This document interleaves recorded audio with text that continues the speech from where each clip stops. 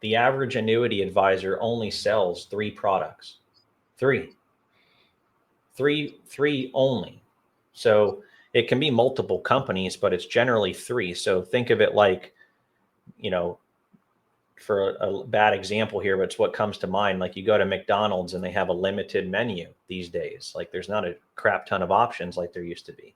It's to simplify the approach to the sales.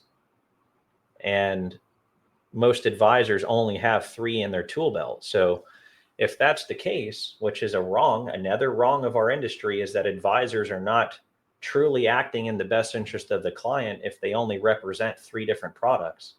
But one thing I can tell you is I don't blame the advisor. I blame our industry. I blame the antiquatedness of our industry. You know, the average advisor in our industry is 54 years old. No offense, but they didn't grow up with technology. So they're, not as capable of leveraging technology to solve problems as we are today, at least with our generation. In addition to that, these insurance companies have gotten too comfortable. They've gotten too comfortable in the way that they do business. And as long as those premiums keep coming in, they're happy. And they're not moving and adapting and changing quickly enough to an ever-changing world, especially when it comes to tech.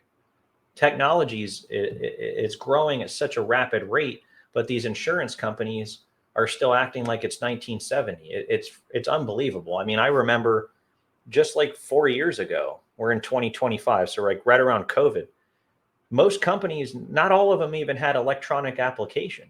You still had to submit a paper application, and then guess what? You had to fax it in, which is even crazier, right? Who owns a fax machine today? That's funny you bring that up. I was working with a doctor recently, and he was filling out a form for a carrier, and he said, "Hey, can I go ahead and fax this over to you?" I said, "Mr. So-and-so," I said, "I do not have a fax." I said, "I'm so sorry." But yeah, certain industries. We do have a company fax if you ever need to use it, but yeah, in certain industries, they're like that, and I think medical field is one of those as well. Where getting into that a little maybe too far, but some industries are just a little bit antiquated in their approach. And yeah, I agree with you. Our industry needs to come around more on that. Yeah. So you add into the antiquatedness of our industry, you add in these annuity salespeople that are not fully invested in the industry. They're just trying to make ends meet. And so they're really being more motivated by making a sale versus actually helping someone in their financial future. That's wrong. And I hate to hear that actually happens still, but it is what it is. It does happen. And because of these reasons and a few more that we're going to cover in just a moment, that's why so many annuity buyers end up with something that doesn't truly serve their needs. And they aren't shopping for the best annuity. They're actually being sold the most profitable annuity sometimes in that case for the salesperson that's writing it for them. And that's something that we're very, very passionate about changing. Yeah. And that's one element. I think what we wanted to do today was cover 5 key ways that this mistake happens, where we had mentioned that the subject line of this podcast is the way that 99% of annuities are bought wrongly, or the mistake that 99% of annuity buyers make. So let's jump into that. Number one would just be purely lack of knowledge, like we had mentioned before, where most people don't fully understand the annuities before buying one.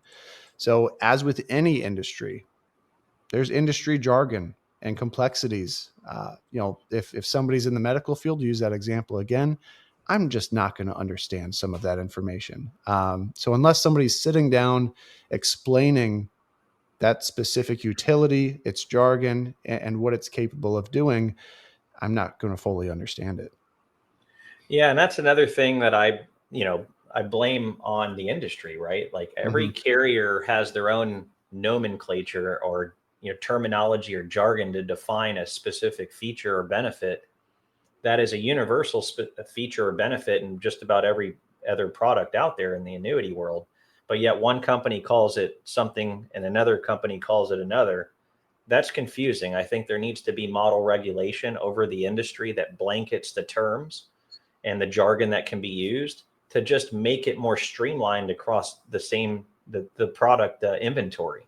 So it can help not only the consumer understand it, but it can help the advisor or the new annuity rep, right? That it can help them learn it quicker so that they can be more efficient and more effective in their meetings. Yeah. Yeah, without a doubt. I mean, one that comes to mind, I know you've heard this before, is a fixed annuity or a fixed rate annuity compared to a multi-year guaranteed annuity or its acronym. Again, we all fall into the weeds of using acronyms, MIGA. So it becomes a little bit more complex when we're using those acronyms for somebody who's outside of this industry, and it's easy for us to use it on a daily basis. Meanwhile, we might be meeting with a client for the first time who's never talked about annuities. So dropping certain jargon can be confusing. And that lack of knowledge is what we're here to fill when we're meeting with our clients, providing that transparency. Yeah, and that's important, right? Is simplifying the understanding or lessening the learning curve. Like Yep. we won't use big, jargon or complex terminologies in our meetings. We're going to break it down and really reverse engineer the process in terms of what are your needs, what are your objectives and goals. If it's income, we're going to talk income annuities. If it's growth, we're going to talk growth annuities, and we're going to break it down in easy to understand terms so that the client can relate and that they can make an effective and educated decision. That's ultimately our goal, is not to sell you an annuity. It's to help you understand the annuities, which ones can help you, meet your objectives, and then take you to a point where you can now assess the marketplace because you have a good understanding of how things work and what's available. And then you can go to select and pick and choose your own products and even work with us to do the side by side comparison. Full transparency. Yes, we make our living by placing annuity business in force. So we hope that through that process, we can build trust and earn your business. But ultimately, it's to help you make your own decision. And that's what we're all about. Yeah. Yeah. And I think what shows in our relationships with our clients that are ongoing beyond the point of sale, but also with our Better Business page and the reviews that we have, it's proven that we're not a high pressure sales tactic, right? This is education first, which brings us to the next point of how we get here, and that's pressure from salespeople. Why these mistakes are happening is lack of knowledge, pressure from salespeople, and that high pressure sales tactic will often lead buyers to making a rush decision. And the number of conversations that I've had where somebody feels they've made a mistake and that mistake was made in one meeting with that salesperson, that's hard to hear. Yeah. And we hear them all too often. And it's just painstakingly true that there are bad people out there that are misrepresenting the products and using these shady sales tactics to make people buy or rush into these decisions. I remember another story of a situation where I was working with a client. They were working with another advisor again, and it's common. We want that. We want to be up against competition. It makes us sharper. But they were working with someone else, and then out of nowhere, that client called me and they were like, "Hey, Jeremiah, I just heard from the other advisor I'm working with, and they told me that I need to go ahead and sign the application now because there's a deadline." And I said, "Well, what deadline?" And they said, "Well, they're saying that the income quote they gave me is going to expire, or the rate is changing." And that was what it was. It was a rate change, and it was on an FIA. It wasn't a SPIA. SPIAs do have rate locks where they expire on the quote, but this was an FIA. And I said, "Well, I'm not familiar with that rate change. Let me do some digging." And we have multiple databases that we can go to when rate changes are occurring, and there wasn't one. I even called the carrier directly, and I called our point of contact there. When you do the amount of volume that we do, we have, the bat phone where we can pick up and call someone directly.